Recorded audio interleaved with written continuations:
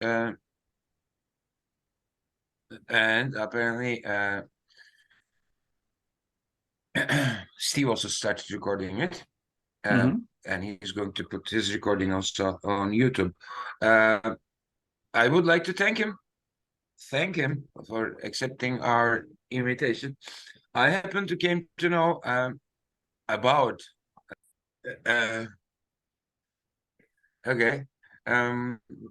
when I was a member of a mailing list. Maybe Steve also knows about that. Panel. Michael Perelman used to run that mailing list among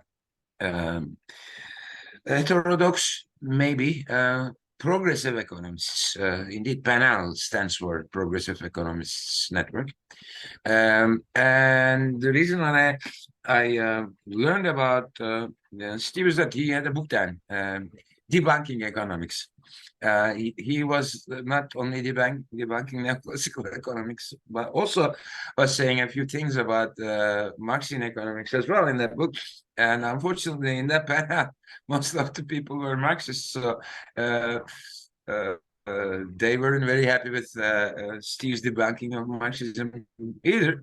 But nevertheless, since then, it has been 20 years or so. He contributed a lot to heterodox economics, changed many things, heavily criticized most of the mainstream economics these days. He's working on, if I'm not wrong, climate mostly.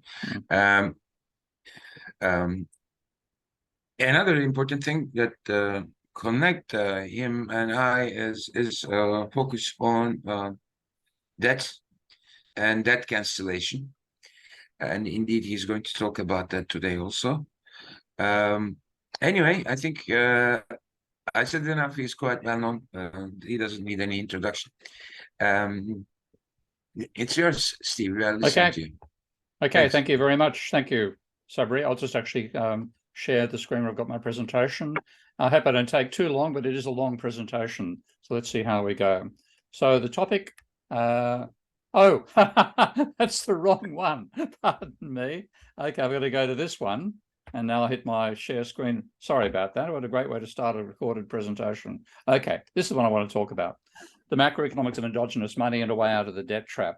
And if you look at what we see in the conventional literature, it's all from the neoclassicals and it's all demonizing private debt. So this is Mankiw's first year macroeconomics textbook, and says government affects national saving through public saving, which is the difference between what it receives in tax and what it spends. So the public could save more if we tax more and spent less, in other words. And when its spending exceeds its revenue, it runs a budget deficit, which is negative public saving. Now I'm going to come around and show that's actually 100% wrong. It's actually positive public saving by the public. We'll get that in a moment. And he said a budget deficit raises interest rates, crowds out investment, and there's a reduction in the capital stock, and that's part of the burden of national debt on future generations. This is what's saturated into the minds of students doing economics all around the world. And then it runs a budget surplus. It can retire national debt and stimulate investment. So a surplus will stimulate the economy and a deficit will depress it. That's, again, 100% wrong, but we'll get there in a moment. So it has to borrow from the private sector. And that's where the money, when the government spends, it borrows money from the public. It doesn't create money, it borrows it, which again is 100% wrong.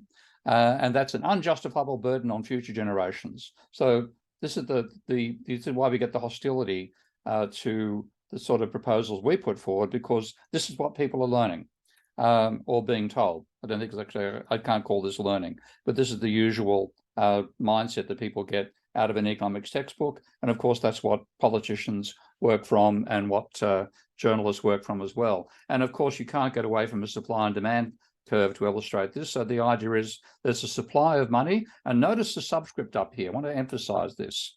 That subscript LF up here stands for loanable funds. Okay, this is the essential part of the model. If money supply was properly captured by loanable funds, then that's fixed by the amount of money people currently have and they're willing to lend.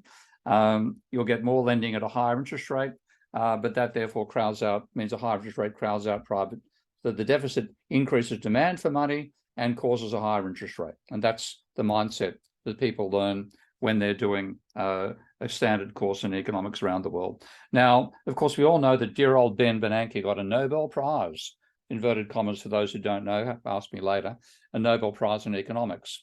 And he got it for work that was published in this collection of essays called Essays on the Great Depression. And he says, declines in aggregate demand were the dominant factor in the onset of the Depression. That's the first thing I've read so far from the screen that I actually agree with.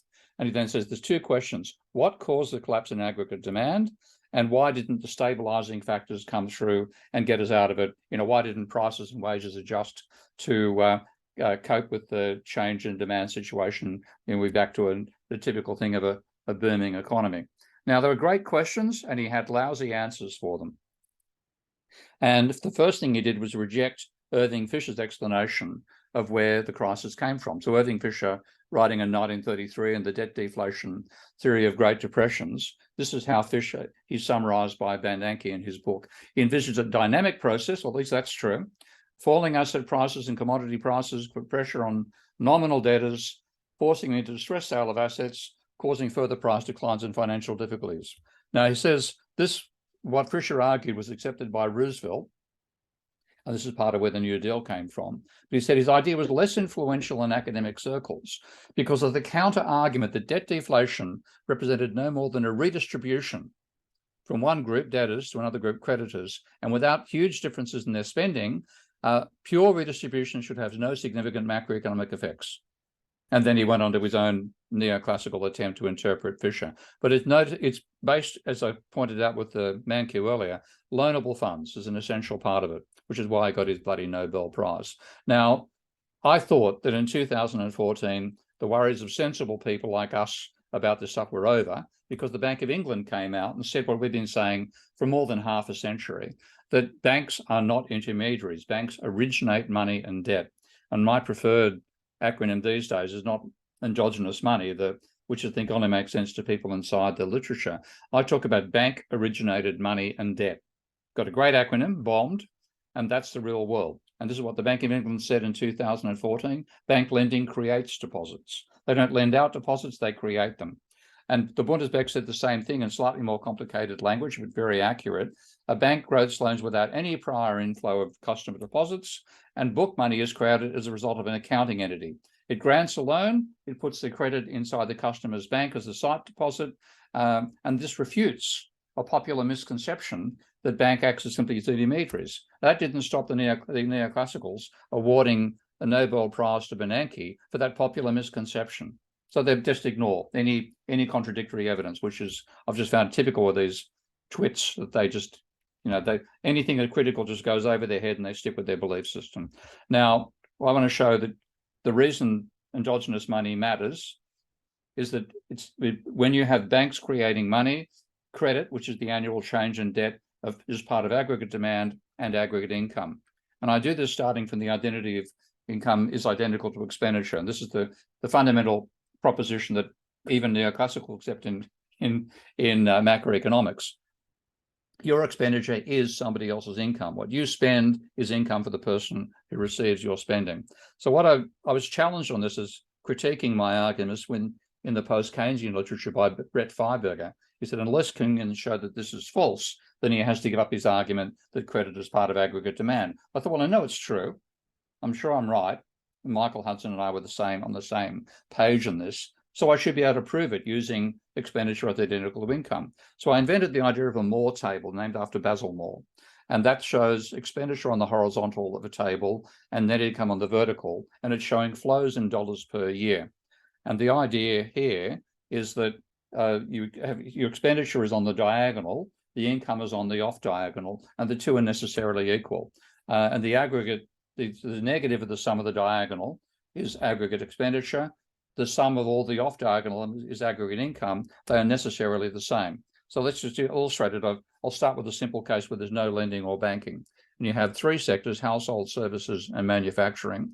And households are spending A dollars per year on services and B dollars per year on manufacturing. When you sum the row, you get zero.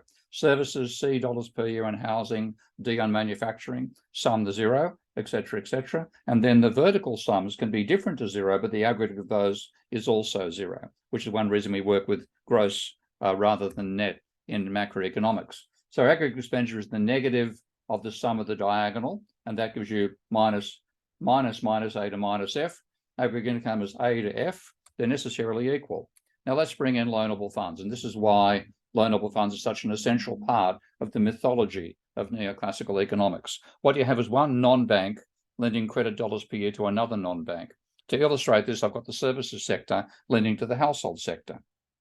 So that is not, lending is not a purchase, so it doesn't show off the diagonal, it's a transfer along the diagonal. So the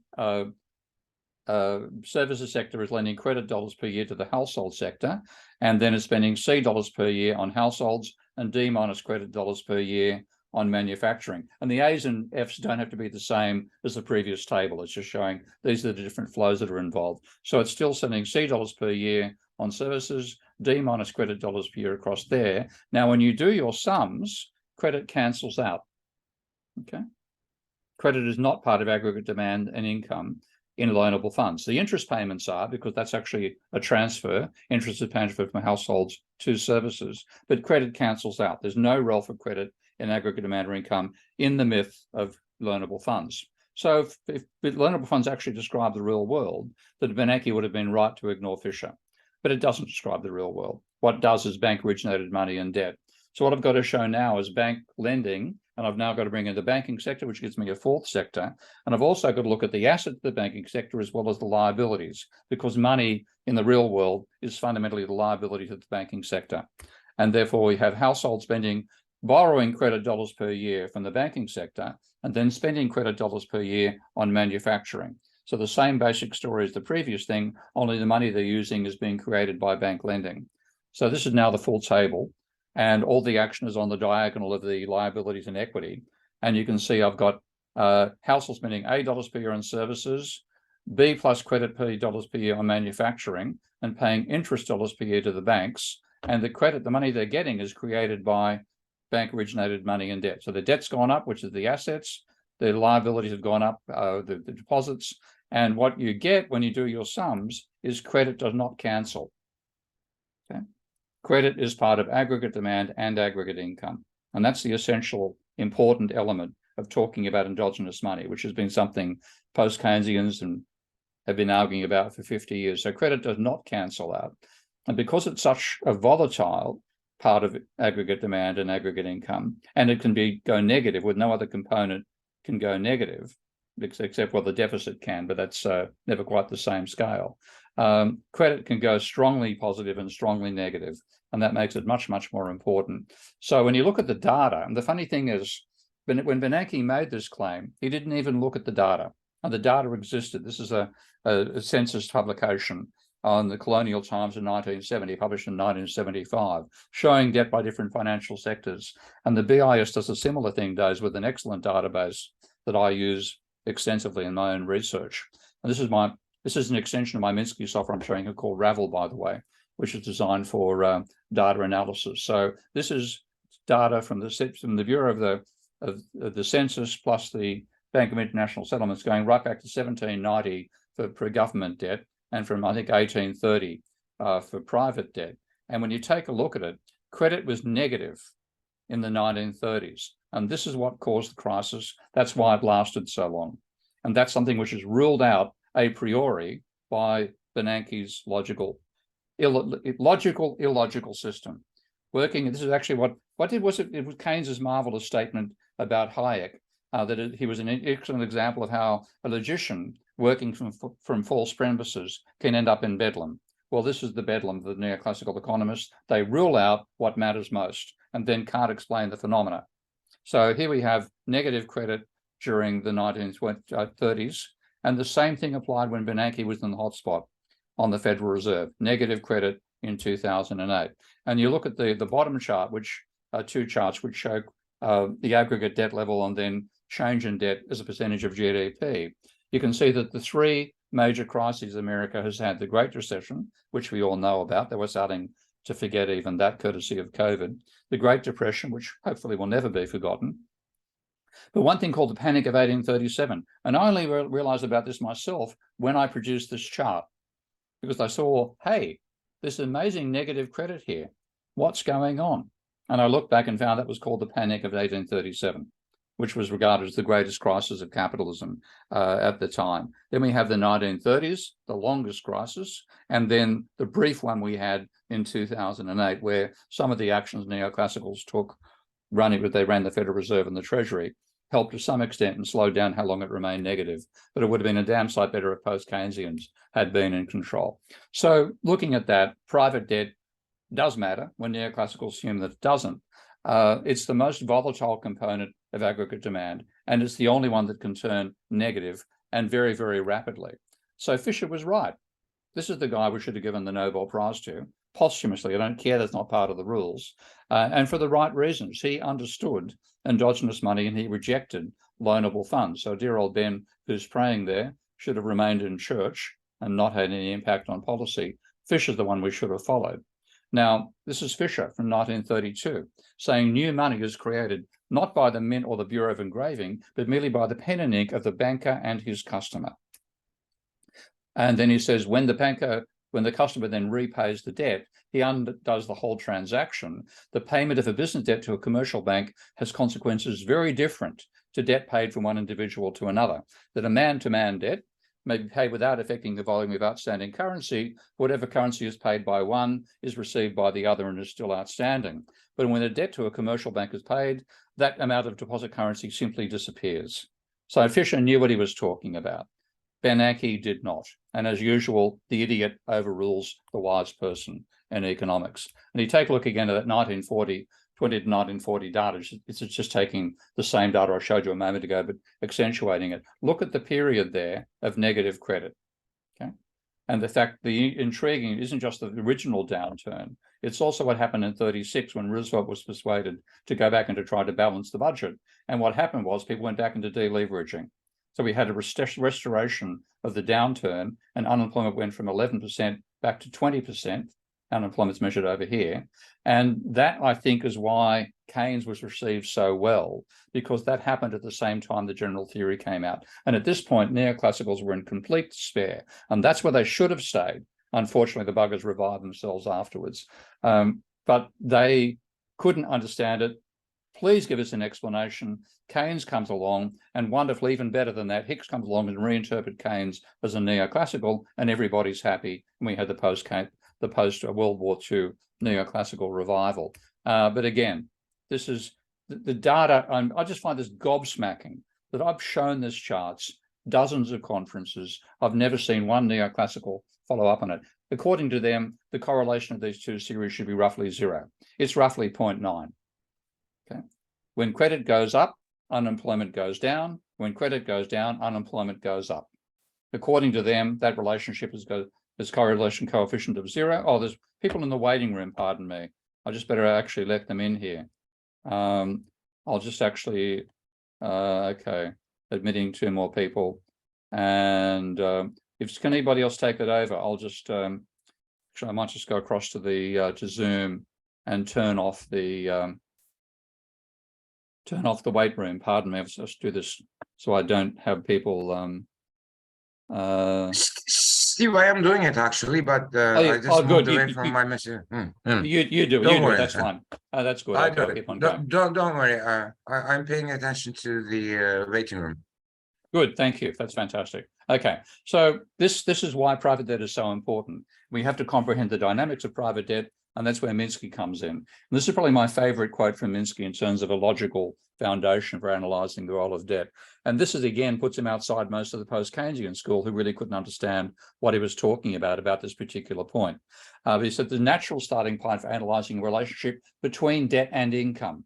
And I had a long debate with post-Keynesians, my own fellow post-Keynesians, to establish this point. I still don't know if I've convinced them or not, but there is a relationship between debt and income. Minsky was aware of it.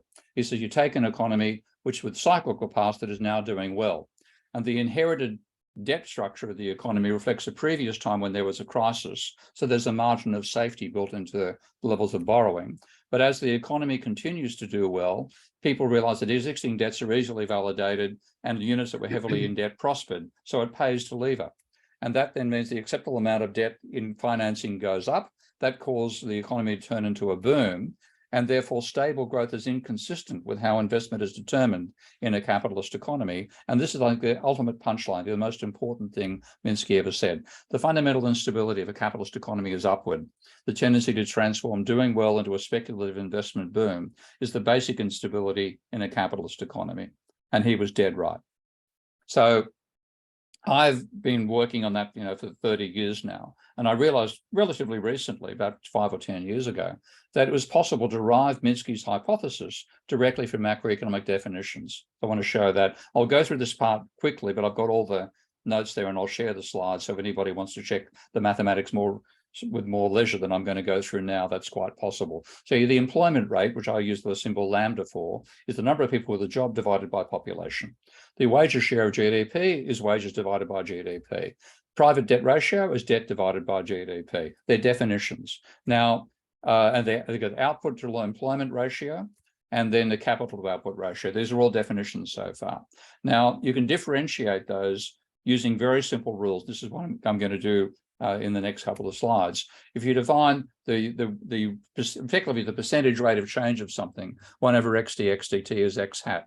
And then what you get out of that, the percentage rate of change of two things multiplied together is the sum of the two percentage rates of change. And the ratio of two is the difference of the two percentage rates of change. It makes it incredibly simple to take a statement like the employment rate and turn it into a dynamic statement. So if we differentiate those with respect to time, what you get are these three statements. The employment rate will rise if economic growth exceeds the sum of change in the output to labor ratio and population growth. And that's literally a definition. I haven't built a model yet. The wages share of output will rise if wages grow faster than GDP. And the debt ratio will rise if private debt grows faster than the economy. Those are three definitional statements we put in dynamic form. To show how they're done, I'll let this one roll out, and then I'm going to go rapidly through the others. Actually, I'll show the wages share, but that's got a neat little trick to it. So you just go through that, and that's a very simple exercise. One of my old math lecturers used to call this money for old rope. It's very, very simple to do. Now, the wages share, which was quite complicated in the way this was first done by Richard Goodwin, is actually extremely simple as well. So you have the wages share of GDP is the ratio of wages to GDP. That gives you the percentage rate of change of what I mentioned in the earlier slide. Bring in a nominal. Now, I'm going now from a definition to a model because I'm assuming there's a uniform wage level. So got the wages, the wage rate times labor. Then I just separate this out. So I've got wages plus change of wages plus change in labor minus change in GDP. And labor, we're now using the definition of the output to labor ratio. I'm agreeing that's Y over A. And then I expand that out and the Y's cancel. And I get the rate of change of wages share is the rate of change of wages minus labor, the change in the output to labor ratio. Very simple. And then you've got to define Y. And that, again, if you see in a fixed capital output ratio, that drops out as being the same as the rate of change of capital. And then in the original way that Goodwin first did this, he assumed all profits are invested. So gross investment is output minus wages, and you solve for K. And I've jumped through that very quickly, but again, it's simple stuff. If you follow the rules, there's no problem at all in deriving this. And then Phillips brought it with the assumption that Goodwin used was a simple linear Phillips curve. So you have a slope of the Phillips curve and a point at which the wage rate doesn't change. This is the actual level of unemployment. And so the final model ends up being these two sets of differential equations. Very, very simple. And when you put them in proper differential equation form, you're just multiplying through by the lambda and the omega on the other side. And you simulate this in software, and what you get is the cycle, the fixed cycle that was a Goodwin cycle back in 1967, which he actually wrote as a sort of birthday present to Karl Marx on the 100th anniversary of Das Kapital being published. I won't show that model, but I'll show a couple of other models later. Now, that's the alternative to Ramsey. We should have been using Goodwin models. Ramsey is a waste of time. And that's quite literally. It wastes time by not having time properly in it.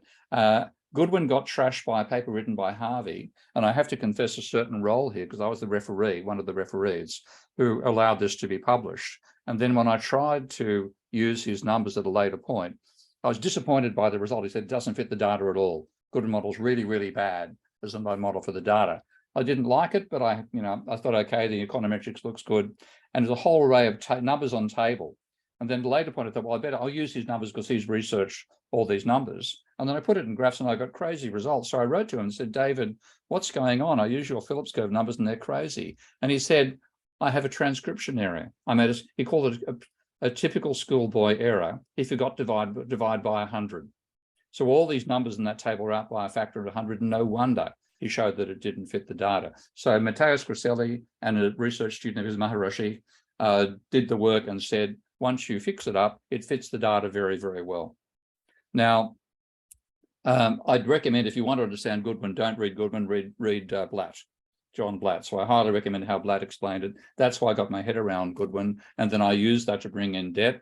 Goodwin, for crazy idiosyncratic reasons, left the financial system out of his modeling. I'm happy to talk about it later. Minsky tried to add it in, but he used the multiplier accelerator model in discrete time. And I knew when I first read Minsky that was false because I'd already proven that the multiplier accelerator model is a false model of the economy. So when you bring it in, you get a third dimension. And for those who know their chaos theory, that's where you get chaotic behavior coming out of it. So I added private debt in, and then I had to do the same sort of thing, differentiate the debt ratio. It will rise if private debt grows faster than the economy. I make a simplifying assumption that all credit finances investment, and this is actually confirmed by all people, Fama and French and empirical research. So you get this expression for the rate of change of debt itself. And then I get beyond that, I've got to multiply by y over y and rearrange. And when you do that, you get a third equation, which is now saying the rate of change of the debt ratio. And you feed that in, and now you've got an equation for the debt ratio. So your final model, it's also to motivate this, I have to have capitalists investing more than they earn in profits during a boom and less than they earn in profits during a slump. So I have a linear investment function relating investment to the rate of profit as well. And what I get out of this is Minsky's financial instability hypothesis, right from macroeconomic definitions. All that nonsense the neoclassicals do, wanking around about consumer preferences and expectation, is a waste of time. So when you simulate this model, and I will bring this one up and simulate it in Minsky,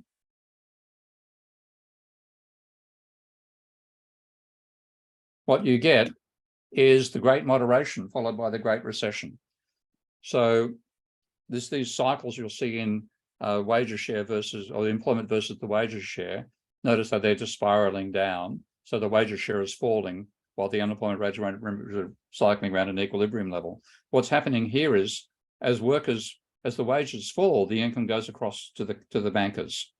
So what's actually going as a distribution from workers to bankers as private debt levels rise. And then you get a period of diminishing cycles followed by rising cycles. And if I go on for long enough, there'll be a breakdown, there'll be infinite debt, zero wages, and you end up in a debt deflation. So that's the real world. And the properties you see there were not realized by Minsky.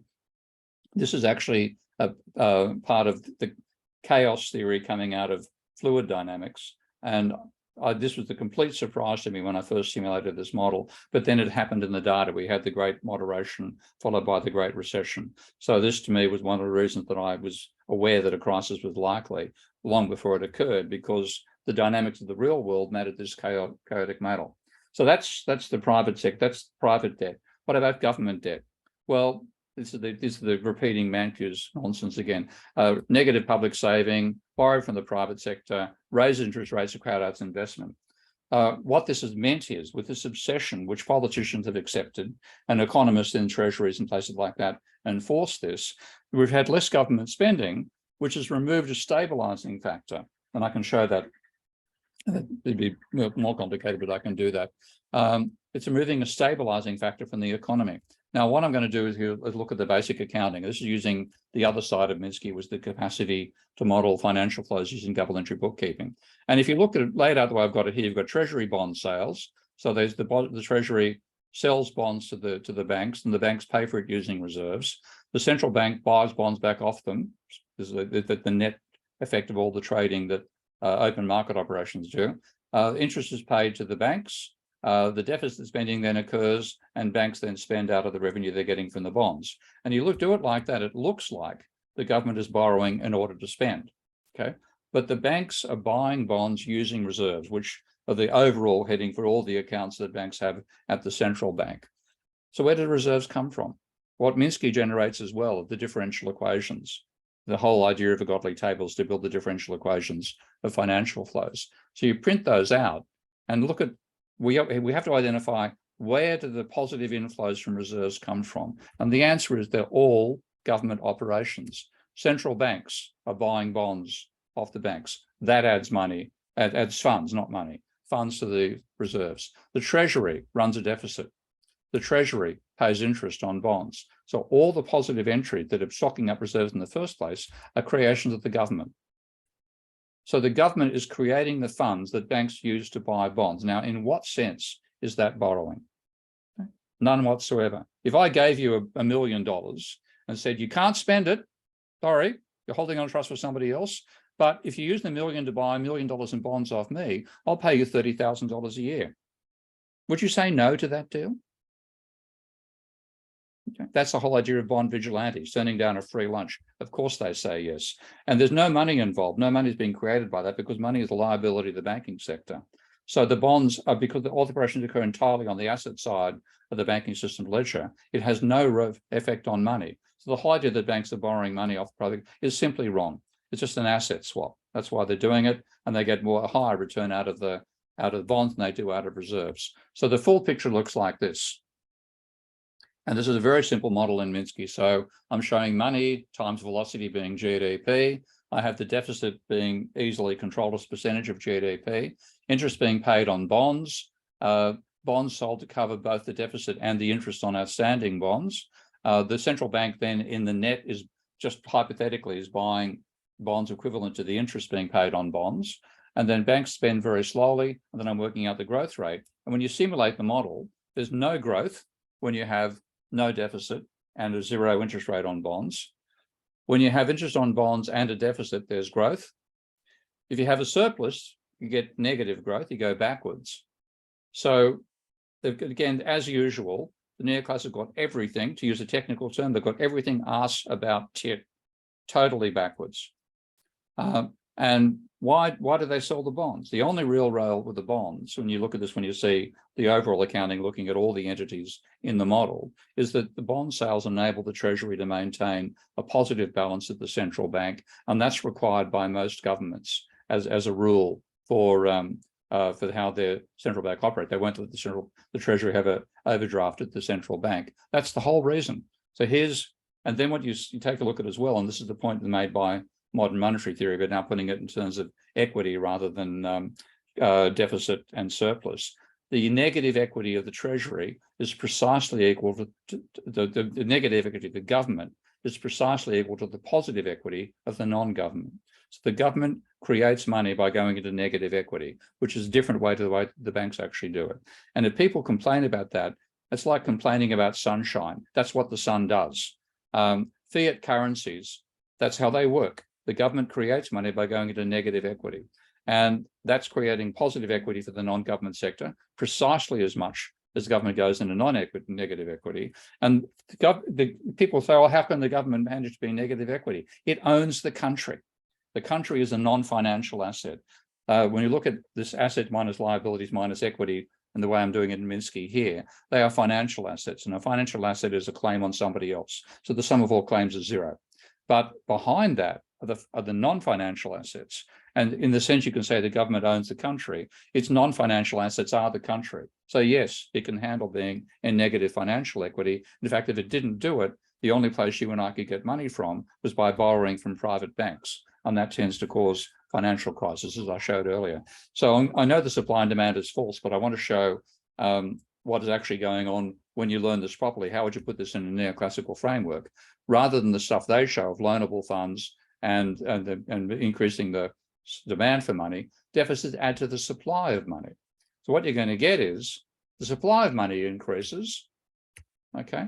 That's likely to mean lower interest rates, not higher. This is the point that Warren Mosler makes as well.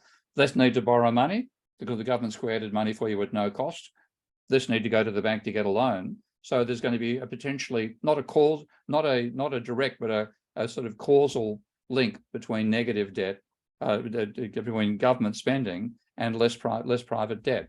And when you take a look at the data, this is again my Ravel software. Everywhere around the world, people obsess about government debt.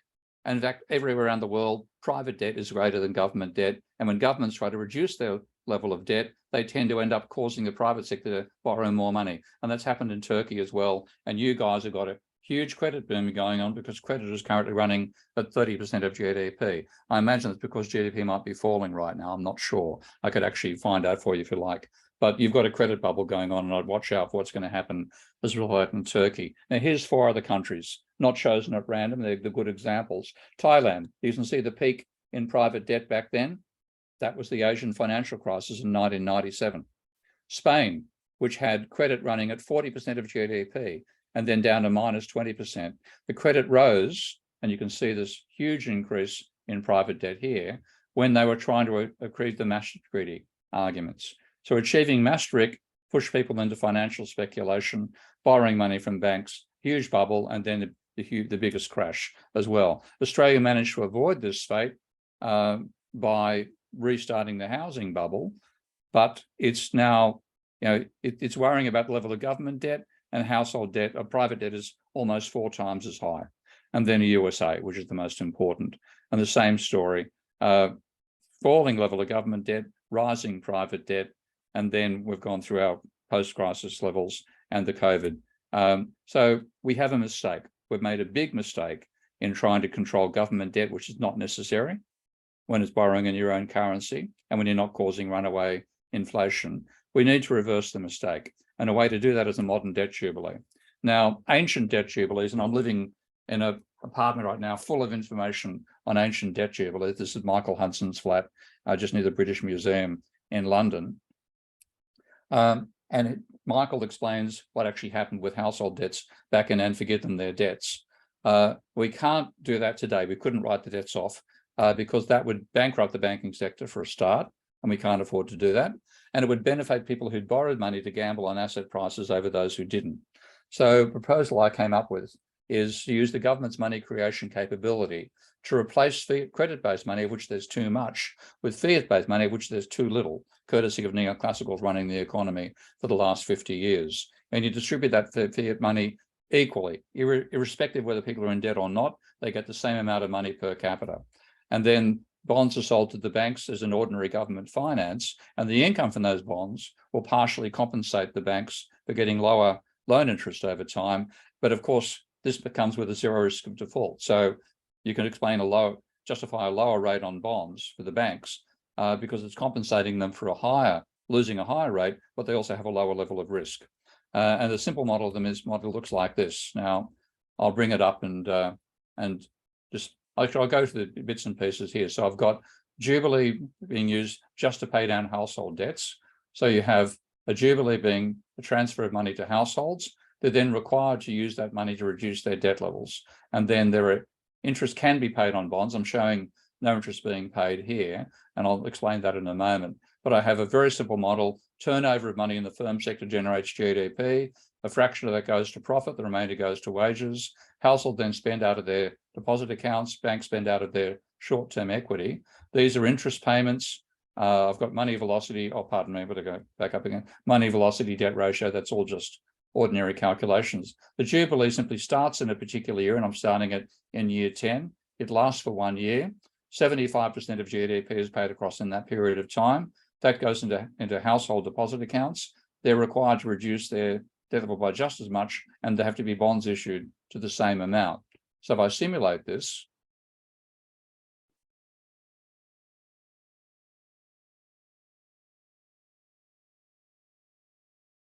GDP and growth rate are constant for a while until year 10 comes along. Then you get a boost to the economy. The economy actually gets stimulated by doing this. The reason being, there's no change in behavior built into the model. But what's happening is households now have more of the money, banks have less. Households more rapidly than banks do. The velocity of money increases, you get a boom coming out of that. So That's one way to go about it. I've got a zero interest rate on bonds here because I just wanted to illustrate that effect without any creation of money. But when the bonds are issued and paid interest, that actually creates money for the banking sector. So I simulate that again, and I'm now going to get, after year 10, when I start getting those bonds turning up there, you're going to get sustained growth. Notice the money velocity continues to rise, the money supply continues to rise. So you're creating money for the financial sector by the interest on bonds. And the end result is a dramatic level. Your level of total debt falls. So you see private government debt rises, private debt falls, but the sum of the two declines as well. So it's a way to delever the entire economy. I hope it's very hard for neoclassicals to argue against that, but knowing them, they'll try. So, that's a very simple version. This is a rather more complicated one with share ownership and other tricks put inside there. So my idea is to use Minsky to simulate what you want to do and then do it, rather than doing what you want to do and then finding, oh shit, that didn't work, which is the reality of neoclassical economic management. And finally, advertising myself. I'm a self-employed, crowd-funded academic these days. I'd appreciate both support and feedback through my Patreon or Substack pages. And that's the end of my talk. I'll just stop sharing the screen. I know that was pretty fast, Great. but No, very, Okay. very good, actually. Mm. I guess it's time to start taking questions. If you're ready, Özgür has a question. Let's start with him then. Thanks, Sabri. Thanks a lot, Steve. I mean, this was great. It did help a lot with some of the questions in my mind as well. I've got like 2 questions and a request, actually. The first question is, I mean, this is something that I'm struggling. They know that this approach, the mainstream approach to money, is wrong. I mean, it's like Bank of England writes about it, the Bundesbank wrote about it, and all those kind of. Why do they stick with this in the textbooks? They don't know what's wrong. They believe it's right. No. I mean, they don't read what they don't want to know.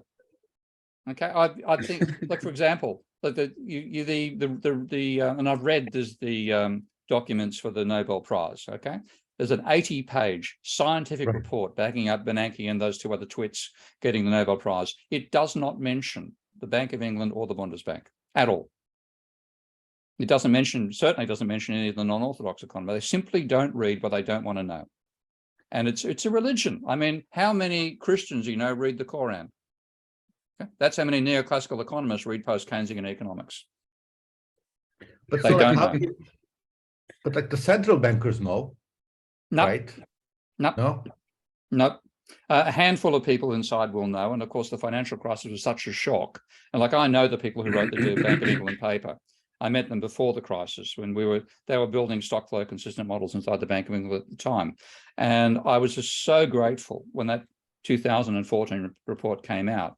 But I was also dealing with the neoclassicals inside there, and they admitted they got it wrong. They were repentant, they were worried, and they were waiting to change their minds back to what they thought before the whole damn thing happened. And I went from being, given a certain amount of acknowledgement when I walked inside the building to being cold-shouldered by those same people. And they think, well, to go back to this is a cult. Okay, it's a cult with mathematics. They call mathematics. Cults don't change their mind because the meteor doesn't arrive. Okay, they just change the date of the meteor. Yeah. Okay, I'll buy that. My question would have been like, if they know this, why are they insisting on this? Like, does this serve any ideological or really any purpose? Fundamentally, it's ideology. Yeah, they think it's science, but like the thing, neoclassical economics is like a Fabergé egg made out of shattered glass. Okay, tap it anywhere, the whole thing falls apart. That was going to be my point. So if you take this out, then you can't protect the rest of this.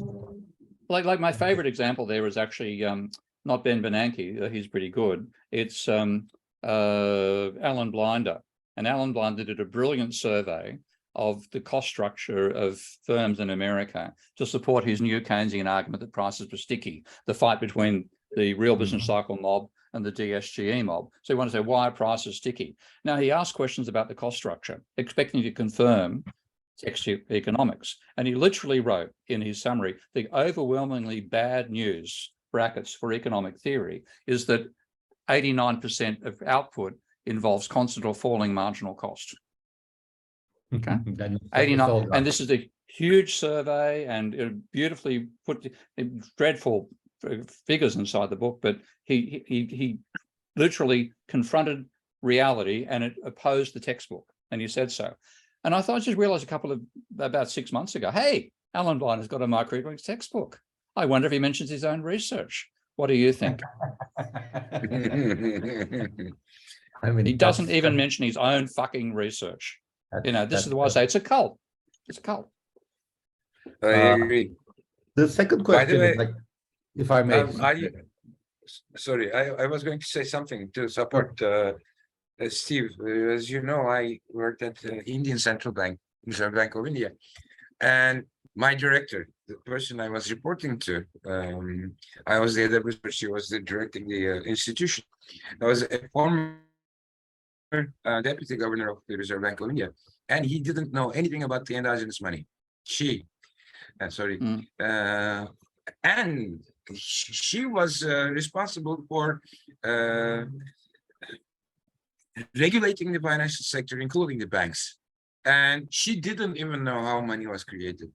Yeah. So well, that's how it is. I mean, you would think that a central banker would know how the money process works in this economy, but even the central bankers don't know it. I have seen it personally.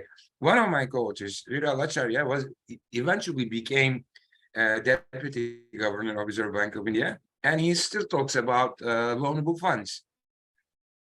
Very smart fellow. I mean, unbelievably smart. The other fellow who became the governor, Raghuram Rajan.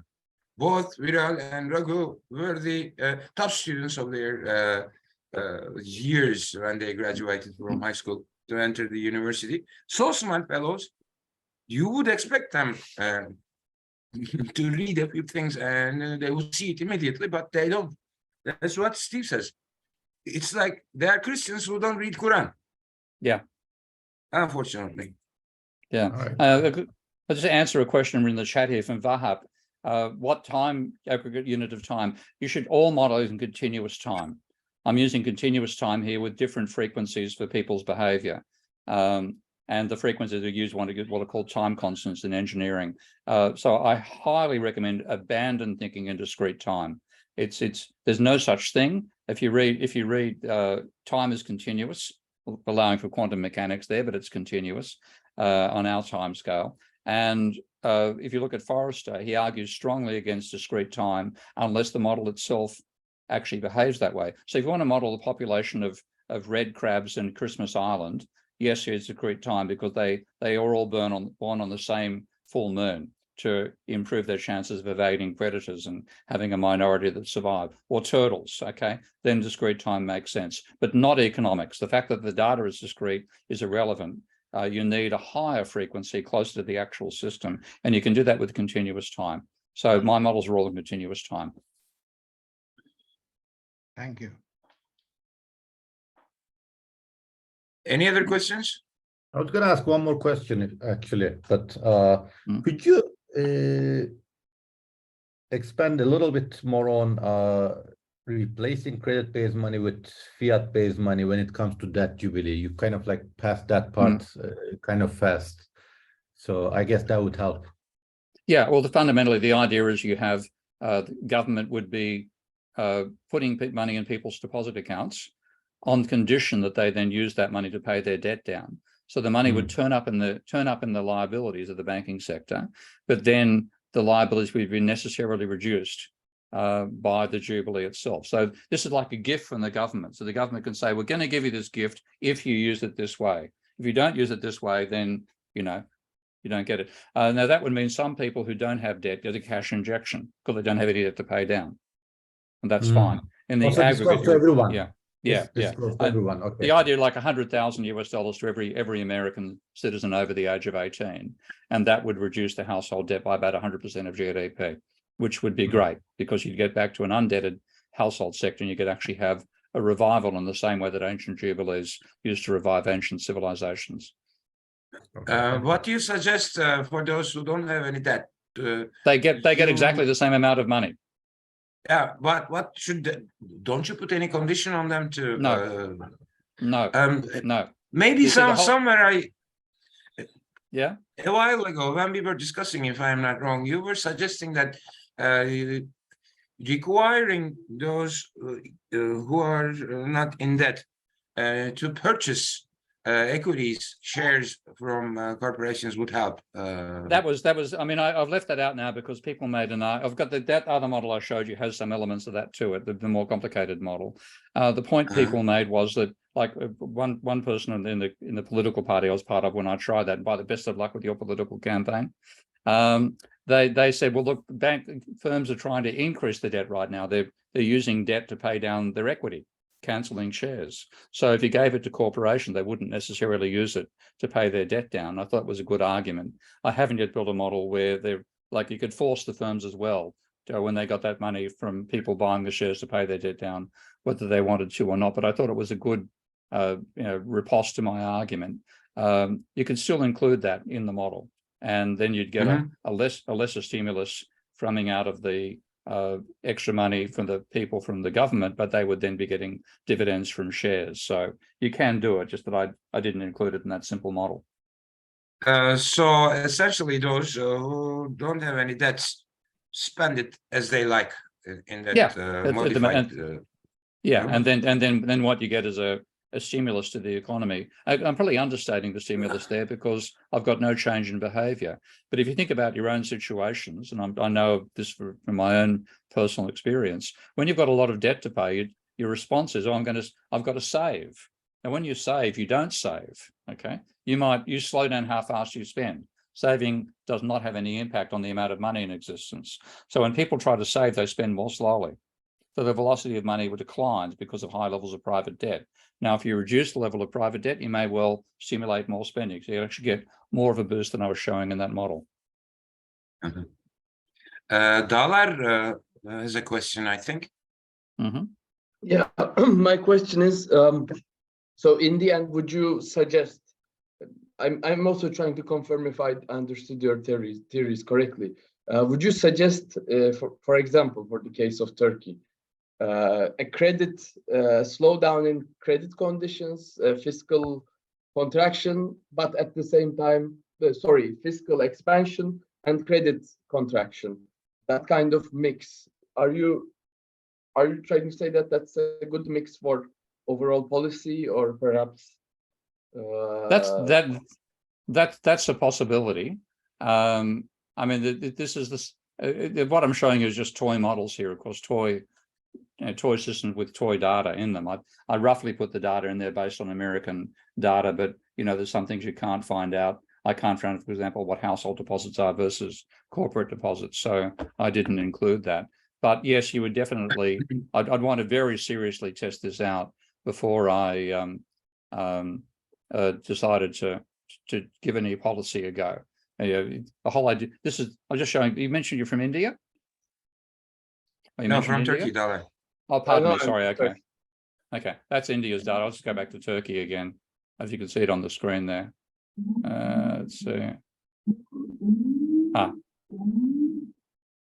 Hang on. That's Thailand, and we have Turkey. Okay. Yeah, I would definitely, like, this is a radical policy compared to what's been done for the last, 50 years. It's a changing direction, which is necessary, but it's still very radical policy proposal. So I'd want to test this out and simulate as many possible arrangements as I could in a much more sophisticated model than I put there before I tried it. But in my feeling is from this simple model that it would work. It would simulate the economy. It would reduce the dominance of the financial sector. And that's one thing we have to get. The financial sector has crippled capitalism in the last 40 years. And we're going to pay very badly for that, I think, with climate change coming our way. We've got plenty of financial engineers, not enough real ones. So I want to reduce the power of the financial sector. But of course, I think my odds of even getting this policy done are slightly better than the odds of being elected in Australia, and they were dreadful.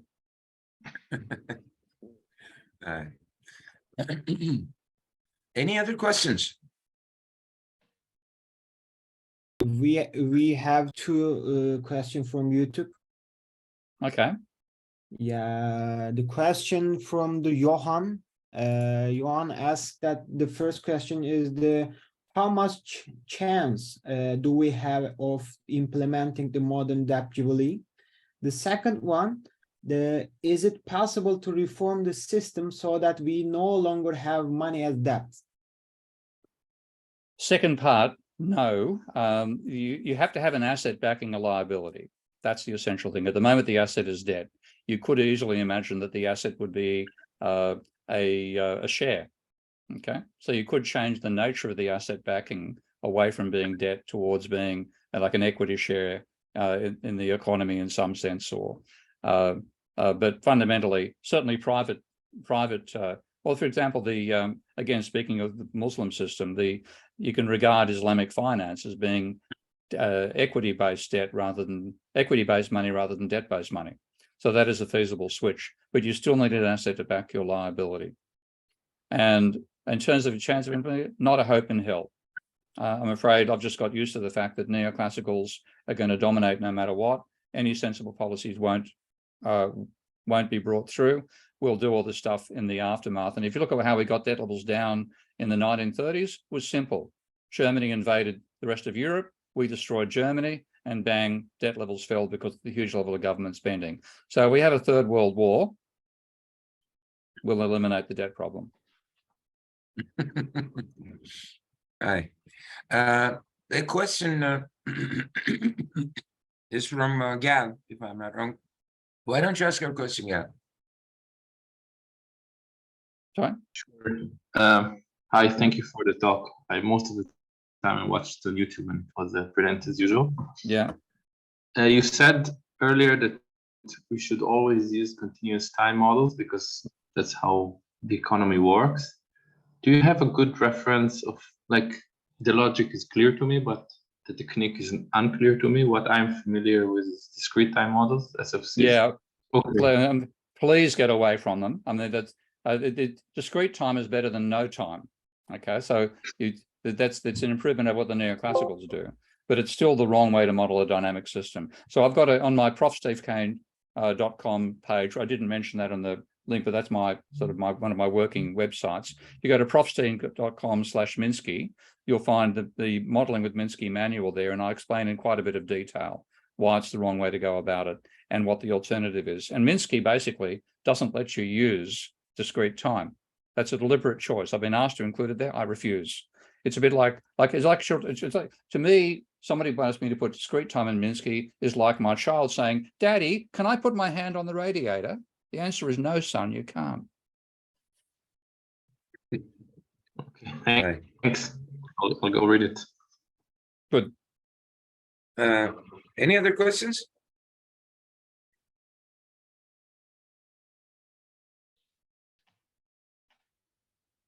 Well, I'll wave a hello to Linwood down. I haven't seen you for a long time, mate. I'm glad to have you in the audience here, even if you're being quiet. Yes, Steve. Thank you. Yeah, I was able to. I came in late, so I didn't hear the beginning. Otherwise, I may have some questions, but you and I are in the same accord usually. So yeah, no problem. absolutely. Yeah. So I'll pop a copy of the presentation, of course, to Sabri to share around, so you'll see the whole thing there. And I've recorded it, so it'll go up on YouTube. Thank you. Appreciate it. Great work, Steve. Great work. Thank you. Furthermore, the presentation is on YouTube at the moment. Oktay started broadcasting it, so if you go to the Kadir Has Economics webpage, YouTube, you should be able to listen to the entire presentation from the beginning. Good. Well, I'll listen to it again, also, of course. I'm writing a paper about a related topic these days, so I'll use some ideas from what you presented today. Right. Any other questions? No, I might ask a question. The MMT guys usually focus on the government injected via public deficits as the ultimate source of money, right? Well, it's the fundamental source of money, not necessarily the ultimate, but the fundamental source. Exactly. And they don't put so much stress on endogenous money. Why is that? No, they leave it out. Yeah. Why do you think is that? Because if you bring endogenous money in, neoclassical economics collapses. Okay? This is the whole problem of neoclassical economics. If you admit any element of the real world that contradicts the theory falls apart. The only way to maintain it is not to acknowledge elements of the real world that contradict the theory. So they don't acknowledge endogenous money. They don't acknowledge falling marginal cost, which is the reality for most corporations on the planet. They don't acknowledge that you can't create demand curves the way that they think you create demand curves. They ignore the instability of a multi-sectoral price system, the Peron-Frobenius theorem. The amount of stuff they ignore could fill more books than they've written. I meant the MMT approach, the modern, Okay. the modern money theory. I think that's coming around. The modern monetary theory really focused on government spending and government debt. Yeah, didn't look at credit. I came in the opposite direction. I looked at credit first and had governments. I included government spending in my first paper in 1995. So I've been aware of the countervailing effect of government spending that way. But they focused on the actual dynamics and structure of government money creation. And in some ways, you've got to do that. You've got to focus on something. So their focus wasn't on credit. And now mine wasn't on government. Now I'm looking at both. And I would like modern monetary theory to do the same thing. And that's one reason I built Minsky, because Minsky is designed for generic system dynamic modeling. And Tyrone Keynes is here as the expert on using Minsky for anything. But what it really lets you do that no other software package does is model money properly. And that, of course, includes government money creation as well as private money creation. So Minsky is a tool that can enable modern monetary theory to expand its remit to include the role of private debt. And I'd be delighted if they started doing it. Yeah. One more question. What struck me in your model is that you made the assumption that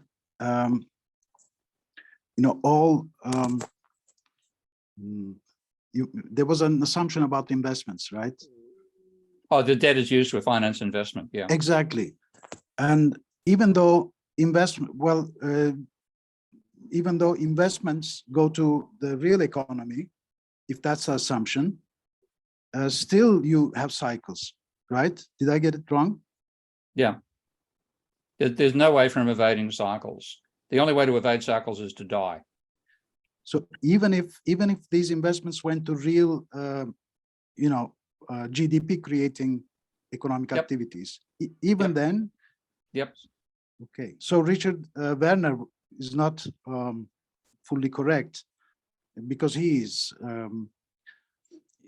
suggesting that if credit creation, if endogenous money goes to GDP creating instead of financial transactions, if those sources go to GDP creating activities, then we wouldn't have cycles. And the example he gives is the German economy for 200 years. You mean Richard Werner? Richard Werner, yeah. Yeah, no, Richard's wrong on that. Okay. That's struck me in your model, and that's Richard's point. I mean, I concede a lot of. I mean, I like Richard's work, and I concede a lot of his points. But to say that it doesn't have cycles, I mean, everything is cyclical. Your body is cyclical. If you cut your cycles down, that's one nice way to die. So every living system has cycles, and the whole idea that equilibrium is what comes out of a system is just showing ignorance of dynamic systems. Most economists are ignorant of dynamic systems. I'm not amazed people who are otherwise sensible make a comment like that. But if you don't know dynamic systems and complex, what we've got is systems subject to an external forcing function, which in our case is energy ultimately. But money is part of another form of a forcing system, and that will cause cycles. We have this obsession in economics with equilibrium, and it shows how little mathematics economists actually know to believe that a dynamic system can be in equilibrium. And also to believe equilibrium is a desirable state. I mean, I've had some friends give some rather rude examples of what equilibrium would mean, for example, in sexual relationships. You've got to move, okay? maybe through some mathematics, given that what I was doing way back when, you can introduce some dissipation into the system, which would at least dampen the cycles, right? No, could actually Because- amplify them. It depends upon your parameters and your behavior. But I mean, like if I feed time delay into the system, then you get amplified cycles. You can anticipate in the wrong direction. Yeah. Amplification is also a possibility. Of course, it depends on the side of the dissipation factor. But if somehow you choose the sign appropriately, then maybe the amplitude of the oscillations can be controlled. I don't know. And if you go back and take a look at Phillips's work in the 1950s, that's what he was trying to add to economic theory, bring in engineering concepts of time constants, time delays, lags, feedback systems, and so on. And then you've got a complex system. And of course, you can try to bring in policy which can attenuate cycles. That's all feasible. But you've got to be living in a real world where equilibrium is not stable. And then then we might start getting somewhere. Isn't this also because economics is an open system? I mean, it's getting net energy from its environment, right? Yeah. So it's not a closed system, and it's subject to thermodynamics in a sense. Yep. Right? And I think you were working on that. I saw one of your models trying to introduce thermodynamics to economics. Can you elaborate on that a little bit? Yeah, I mean, Georges Rochon was the first person to really try to do it on a grand scale, and I think he overdid it. He tried to use the mathematics of thermodynamics as the mathematics of economics. The fundamental thing you need to take in is that yes, we are an open system. We're taking energy from the outside. That's both solar energy into the planet and the economy being based on exploiting preserved solar energy, which is where the fossil fuel spurt of growth came for the Industrial Revolution. So you necessarily have an open system with energy being pumped into it. And then that's what powers everything. So what I've done is simply say, like when you this is the work I've done with Matias and Tim Garrett, but when you take a look at the two production theory models that dominate neoclassical economics and post-Keynesians, neoclassicals use the Cobb-Douglas production function, and you cannot reform that to be aware of energy. If you do, you destroy the marginal productivity theory of income distribution, and of course they don't want to know about that, so they stick with not including energy in their models. But when you look at the Leontief equations, that is fundamentally empirically derived. So Leontief just said there's for some reason, God knows why, there's some constant relationship in most countries between the measured value of GDP and the measured value of capital stock. So use the capital output ratio, empirically derived. When you follow the logic through that I've done about the role of energy in production, what it turns out is that ratio is the efficiency with which machinery turns energy into useful work. And that's the link. And then, of course, with that, you can also have waste generation, you can have energy depletion, all those sorts of things, which are realistic elements of the economy being better than the ecology. And that's what we need to have. Okay, thank you, Mehmet, for your nice questions. By the way, I haven't seen you for years. How are you, Mehmet? Oh, Sabri. Well, long time no see, right? Like 6-7 years or so. Yeah, wow. Exactly. We have to catch up. Maybe. We have to catch up. Let's get together when I'm there. Sure. Yeah, sure. I have a very short question.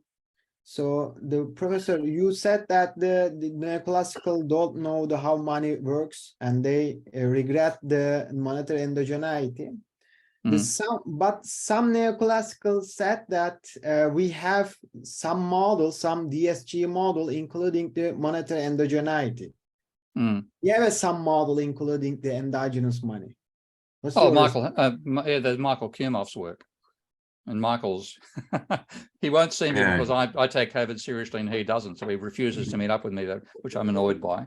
But yeah, Michael knows his stuff on money. He actually worked as a banker before he became a mainstream economist. So he can include endogenous money in a DSG model and he gets completely different results. And now he's experiencing the same shit that I've been through, where you talk at them and they just, in one ear and out the other. In fact, it really bounces off the eardrums, doesn't even get inside the cranium. So they just ignore anything they don't want to understand. But you can do it. it's incredibly complicated. Remember having a meeting with Michael where we were talking about, and I've forgotten what's adding some extra element to the model. And he said it might take me a couple of years to do it because working out a DSU model is an incredibly laborious process. Some sectors have price equal marginal cost, others have price greater than marginal cost, and all the sort of mathematics and the incredibly amount of logical maneuvering. I said, I can do that in 20 minutes. And that's the trouble. The DSU framework is so rigid that it's incredibly hard to elaborate and make it more sophisticated. So even if they do it, and of course, when you do it, you get results they don't like. So they go to Michael's presentation, they nod, they smile, they shake their hand, they clap, they walk out and they forget. But by the way, they call it dynamic, but there is no time in it actually, right? It's discounting. It's neither dynamic nor general. Sure. It's stochastic equilibrium modeling. Yeah. All time. What was this? John Robinson, I guess. I heard that story from Jayati a while ago. A student asked John Robinson, "Where is the time in these models?" And she said, looking at the blackboard, "It's coming towards you from the blackboard, right?" That's right. It's not. Yeah. They take a snapshot. It's static, actually. Yeah, exactly.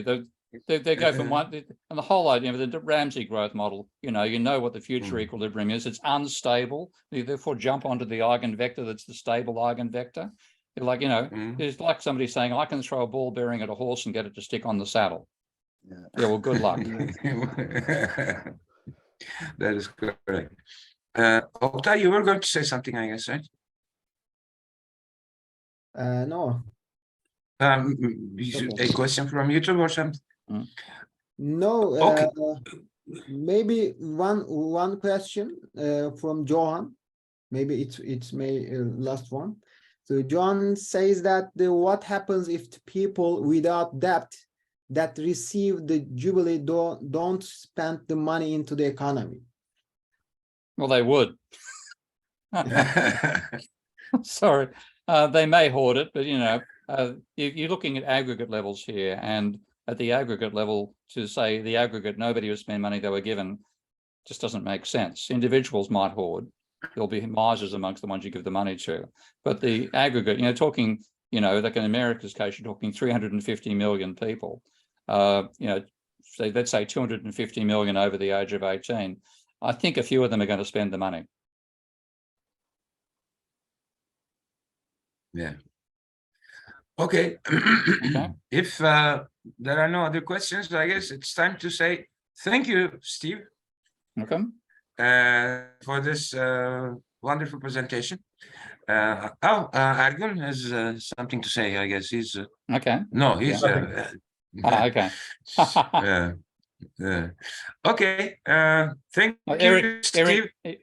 Eric's got his hand up. Is that Eric? Do you want to make? Okay, well, that was also an accident. I'm just congratulating you and sending my claps. Thank you. Thank you. Thank you. Okay. All right. Thank you. Bye all. Bye. Okay. Thank you, Steve. I'll catch you around later. Yep. Bye. Okay. Thank you, and thank you all colleagues.